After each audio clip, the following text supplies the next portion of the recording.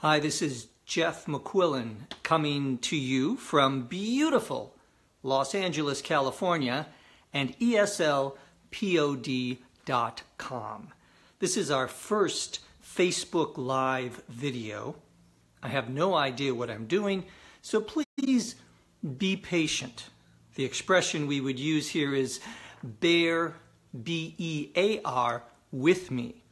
To bear with someone means to be patient with them because you know perhaps they're having some problems. If you have a question about English, you can put them in the comment section below and I'll do my best to try to answer them. I'm going to start with some questions that I was sent by email about the weather. The spring season is now here, at least if you live in the northern hemisphere, and so we get a lot of rain. And someone had a question about three common expressions. It's sprinkling, it's drizzling, and it's pouring. Sprinkling, drizzling, and pouring are three ways to describe how much rain is falling down from the sky. Sprinkling is just a little bit of rain. It's you're getting a little bit wet, but not too bad. Drizzling is when the rain is coming down more continuously, constantly. It doesn't stop. And pouring is when it is raining a lot. Lots of water falling down from the sky. So those are the three expressions that we might use to describe the weather. And the idiom that you might want to use is it's raining cats and dogs. The expression it's raining cats and dogs means it's pouring. It's raining a lot. So if you have a question, put them in the comments and I'll try to answer them as best I can. We have a question from, I think it's from Brazil. What's the difference between in, on, and at? Well, I would need another 25 hours to explain all the possible differences. There's an old saying in linguistics that prepositions, and in, on, and at are three examples of prepositions. Prepositions are the things that don't translate from one language to another, or at least they translate only very roughly. Sometimes it'll mean one thing, and sometimes it'll mean something else. So I know that isn't a very good answer, but it's really hard to answer the question about the differences between in, on, and at. But I can give you a few expressions that might help you understand at least some of the uses. We, for example, talk about going in to a store.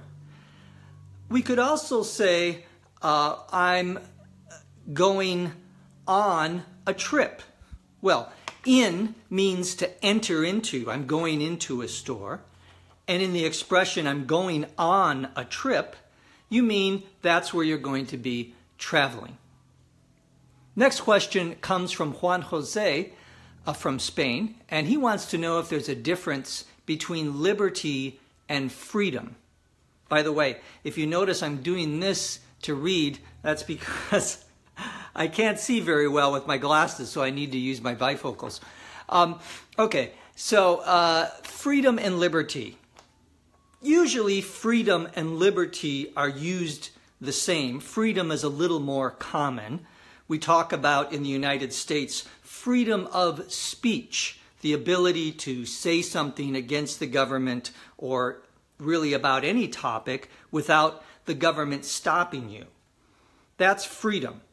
We use the word liberty often to talk about the fact that we're not under arrest. We might even say someone is at liberty. They're not under arrest by the police. But more generally in politics anyway, liberty is almost the same as, or identical really, to freedom in most of the sentences you're going to see it in. So, Malik has a question, and he wants to know, how do we use to be short for something? Okay, I think the question here relates to money. Sometimes we say, for example, I am short of money, meaning I don't have enough money. I'm not sure if that's exactly the question, because you asked the question of short for. I don't know of a good expression that we would use, I am short for. You might say, I don't have enough money to do a certain thing, so I am short of money for going to a baseball game because I don't have enough money. So, thank you for that. I'm going to look on my iPad here and see if I can get the questions a little bit more easily. Someone wants to know what would be the correct phrase to say you've put on the shoes incorrectly. We would just say you've put your shoes on wrong, W-R-O-N-G. You could also say simply you've put your shoe on the wrong foot. I think that's probably the most common way that we would express that idea. Alfredo wants to know the difference between reckon, R-E-C-K-O-N, and calculation. Calculation is a term that we use in math or in accounting to describe carrying out some mathematical operation, such as addition. So I need to calculate how many minutes I'm going to use talking on Facebook today. A calculation would be doing the math, multiplying, dividing, adding, or subtracting. Reckon is perhaps once upon a time was used in a mathematical sense, but nowadays the word reckon is either used to mean I think. For example, I reckon that it's going to rain this weekend. That means I think. My idea is it's going to rain this weekend. That is probably the most common use of reckon as a verb. There is a noun, reckoning, with an ing at the end. A reckoning is, how could I describe that? A reckoning is when you do something, probably something wrong, and you may have to be punished for it. There will be a reckoning. Something bad will happen. Not now, but in the future. Okay? So thank you for that question.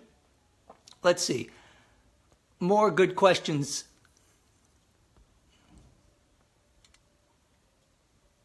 What is the correct pronunciation of values and valuable? Well, there you go. Values and valuable. I hope that helps, Daniel. Let's see. What does the expression to be back in the saddle? That's a good one.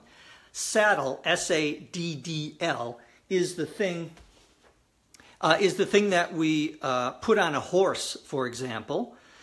Instead of just getting on the horse with your two legs, you put a saddle on top of the horse in order to ride the horse. You could put a saddle on other animals too, camels, for example. Perhaps, I don't know, a cat. No, not a cat. So to be back in the saddle, however, is used when you have been away from something. There has been some reason why you couldn't do a certain activity, and now you can. So, for example, if I were to start recording new episodes of our English Cafe, I may start off by saying, I am now back in the saddle. Typically, we add the word again. To be back in the saddle again means to be doing something again that you used to do before, often something that you did well at. So let's see. What's the difference between responsibility and accountability? Once again, these words like liberty and freedom that we talked about a few minutes ago are very similar in meaning. Responsibility can refer to the things that you are supposed to do. So responsibility is typically related to the tasks or the things that you are supposed to do. It could be for your job. It could be as a member of your family. It could be in your local community. Accountability means that someone is going to be watching you, or someone is going to be checking up on you. To check up on means to see how much progress you're making. Accountability is a word that you sometimes see, for example, in American schools when certain politicians talk about accountability for our schools. That means we want to make sure that the kids are actually learning something. Of course, the politicians often know less than the children, but that's another problem. So thank you, Juan Jose, for that. Couple other questions here. Is it correct to use the expression on my end? Yes, you can say on my end, meaning here where I am located, or in my part of the company even. So let's say I were talking to you on the telephone, and you might ask me how the weather is. And I would say, well, here on my end, it's pouring out. It's raining cats and dogs. That's the way that I would use that particular expression. So thanks for that question, Boris. What does grinding to a screeching halt mean? Again, really good expression, good questions. To grind, G-R-I-N-D, to a screeching halt, H-A-L-T, means to suddenly stop. We'll typically use this expression when we are driving a car very fast, and suddenly someone will come out in front of us, and we would use the term hit the brakes, B-R-A-K-E-S. To hit the brakes means to stop your car. You put your foot down, and the car comes to a stop. So to grind to a screeching halt means to come to a stop suddenly. Screeching is a very unpleasant sound, a very high-pitched sound. We may also use this expression more generally to refer to, say, a project at work. Suddenly, everyone has to stop working on it. The project came to a screeching halt, or ground to a screeching halt, using the verb to grind there. Good. Let's see. Please tell us the difference between alone and on my own. Well, really they're the same. We use them in again, similar circumstances. I am alone means there's no one with me. It could mean that I am alone in my life, that I don't have any family or friends. That could be a meaning of someone who is alone, but usually alone just means there's no one in the room. For example, here in my library, I am alone. There is no one else here. On my own or on your own could mean that there's no one with you in the room. It could also mean that no one is going to help you. I am trying to learn how to use Facebook Live, and no one is helping me. I'm on my own. I'm trying to figure it out. I'm not doing such a great job, but you know, I'm trying. Okay, next question. What does it mean to call a spade, S-P-A-D-E, a spade?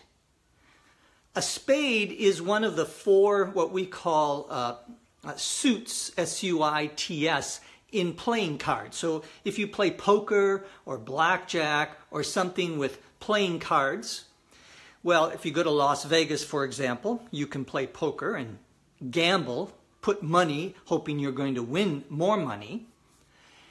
On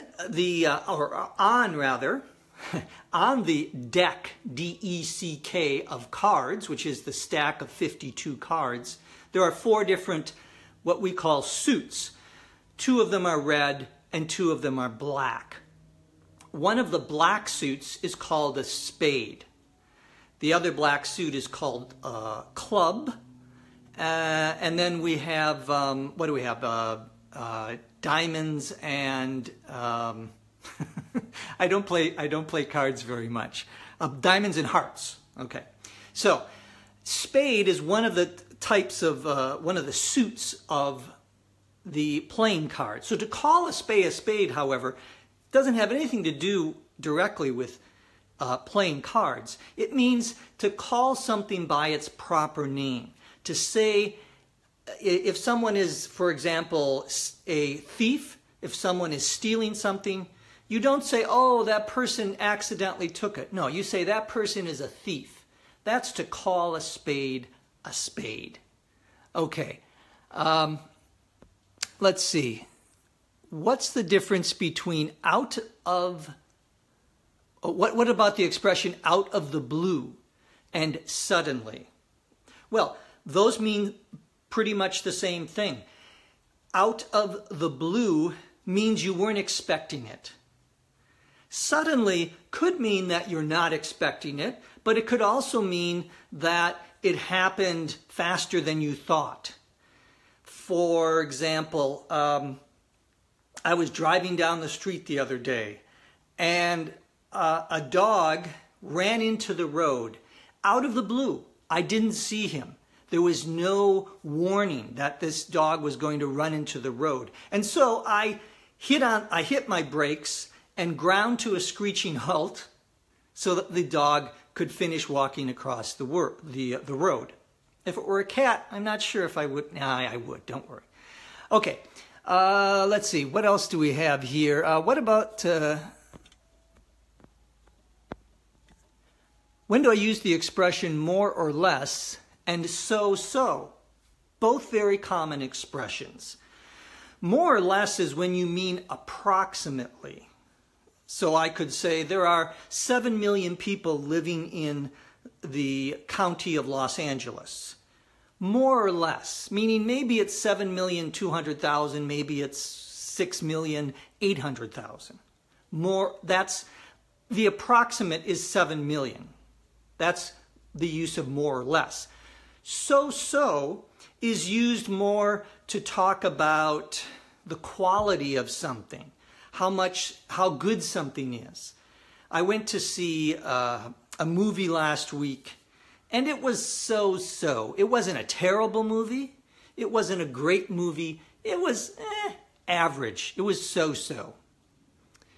Okay, Ava wants to know the difference between notice and realize. Notice and realize. Well, to notice something is to see it or hear it or even think about it suddenly in a way that you are consciously aware of, so that you are actually thinking about it. To realize is used more generally when we're talking about a situation. So I could notice something on the floor down here, or I could notice a sound outside. Realize, however, would be used when I've been thinking about something and now I understand it better. For example, I was talking to a woman the other day, and then I realized that I was talking too fast. It occurred to me in my head that I was talking too fast. So that's realize and notice, at least some of the meanings of those expressions. I'm doing great. Is this formal or informal? Asks Taha Hassan. I'm doing great. It's probably slightly informal, but you could use it in a business setting. It would be fine to say I'm doing great. If you want to be perhaps a little more formal, you could say, I'm doing fine. I'm doing okay. I'm doing great means you're doing really well. I'm doing fine means I'm good, but perhaps not the best I could be. What does it mean to stick by your guns? To stick by your guns, I probably would say to stick to your guns. Not stick to your guns, stick by your guns. No, I think you're right. Stick by your guns. To stick by your guns means to continue doing what you're doing, especially if we're talking about, say, an opinion that you're expressing or an idea that you want other people to approve of. To stick by your guns means not to change your mind, to continue doing it even though other people don't want you to do it. Usually we use that expression when it's slightly controversial, what you are advocating, what you are trying to get other people to do. What's the difference between notice and advice? Okay. Well, we talked about noticing something as a verb, but there's also a noun, notice, N-O-T-I-C-E. A noun notice would be a communication, an email, a letter, some sort of message on your phone, a text. Those are things that are from usually a person or an organization about some change in policy or some change in the situation that you're involved in. So, for example, here in Los Angeles, they've been working on the streets that are close to my house. So they went around, or they mailed actually, a piece of paper, a notice saying we are going to be working on the streets, so please be careful, etc., etc. All right, that's a notice. Advice is a recommendation that you give to someone. Let me give you, the expression we would use is a piece, P-I-E-C-E, of advice. A piece of advice is a recommendation, something that you should do and you should listen to. Okay, I have no idea how long I've been doing this. I can't see the time on my phone. So I'm going to go a few more minutes because I'm starting to lose my voice. I'll have some coffee. How's that? Lovely. All right. We'll answer a few more questions here, and next time I'll figure out how to do this on my tablet, so I don't have to keep looking up at the screen. I thought it would just appear, but it's not appearing. I don't know why. Okay, so a couple more questions here, and then we'll have to stop. The difference between nonetheless and nevertheless. In most cases, they mean the same thing. I can't think of a good difference, a good way of explaining the differences. There might be some small difference in some situations, but for the most part, really, they're the same thing. They're both used in a case where you're saying one thing, but then you want to say something different, perhaps to qualify or to modify something you said previously, before. We might say, for example, Los Angeles is a beautiful town. Nevertheless, it can be a little dangerous. Nonetheless, it's possible there. We could say, nonetheless, it's a little dangerous. I think nonetheless, now that I think about it more, and this is the problem with trying to answer questions live like this, but nonetheless might be a case where I give several different ideas, and then at the end, I'm going to change it. I'm going to say something completely different. That might be a case where we say nonetheless. Good question. Let's see.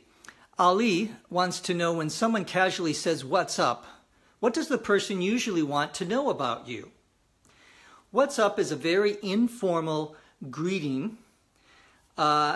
that often just means hi. They don't necessarily want to know how your life is going. You could say, if I see somebody say, hey, what's up? And the other person might say, oh, what's up?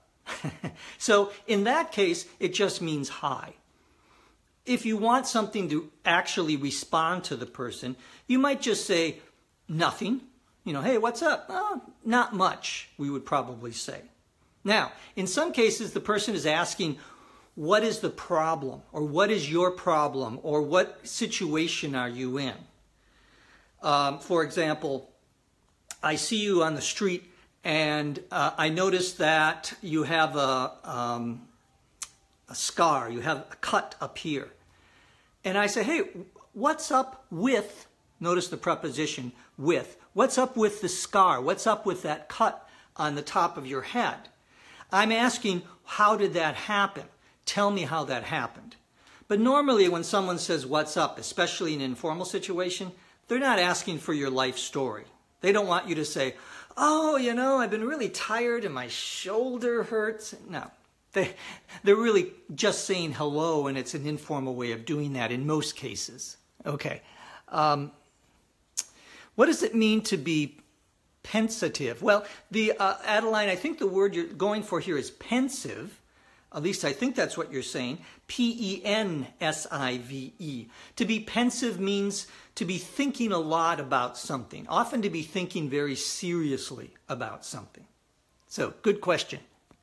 What do the words win? Why do the words win and wine have different pronunciations of the vowel? Well, that's a hard question.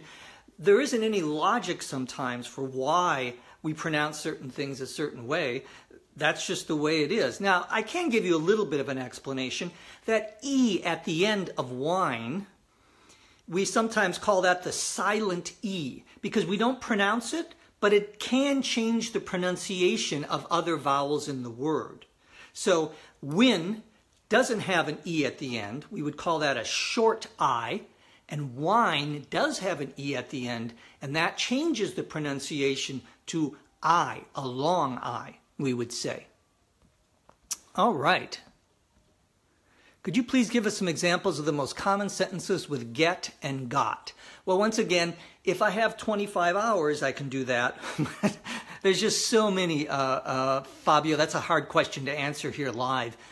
Because there are literally thousands of expressions in English with get and got, especially as phrasal verbs. See, if you have a specific question, you can ask that, and if I don't get to it this time, I'll try to get to it next time. If you have asked questions that I don't have a chance to answer today, I will go back and try to answer those in a future Facebook Live or other video. Okay. When we want to express increase, is it okay to use more? And can we also use further? Well, more is definitely a word that you can use to express increase. I want more money, I want more wine, and I was going to say I want more women, but no, my wife wouldn't like that. So those can all express a desire for increase or adding something on. Further means beyond, but it's usually not meant to refer to the quantity of something. So I might say, I want you to go to the store and buy some food and come home and cook me dinner. Further, I want you to clean my house and make my bed. Okay, further there means in addition, but it's often used to mean beyond something in a situation. Okay, 23 minutes. Yeah, but that was probably 10 minutes ago, right? So thank you. Kudot, want to know how long I've been doing this. It's been 23 minutes. It's 6 o'clock in Brazil. Very funny, Fabio. I'll do this until it's 10 o'clock in Brazil. Okay, I'm going to do just a couple more questions. I'd love to join you on a live call. Is it possible? Well, it is possible, but if I joined everyone on a live call, I'd never have any time to do any work, so I'm sorry. But you can ask questions here. That's why I'm doing it. What's the difference between specially and especially? Specially is when something is done for a specific reason. I'm doing this Facebook Live specially for you. Now, we could also say especially for you. I would say that we use specially when we're talking about making something specific for a person, often a physical object. Especially is a little more common, a little broader use. That can mean specifically for a person. Okay, and what's the difference between express reservations and voice reservations? Nothing really. Voice means that you would actually say it out loud. Express could mean that you say it out loud, or it could mean that you type it up in an email or in a letter, if anyone still does that. Okay, I'm going to stop right there. If you are watching this video and you did not get a chance to ask a question, or if I skipped your question accidentally, I apologize. I'm learning how to use the phone thing here. Then put it down below, and we'll do another one of these soon. From beautiful Los Angeles, California, I'm Jeff McQuillan. Thanks for listening.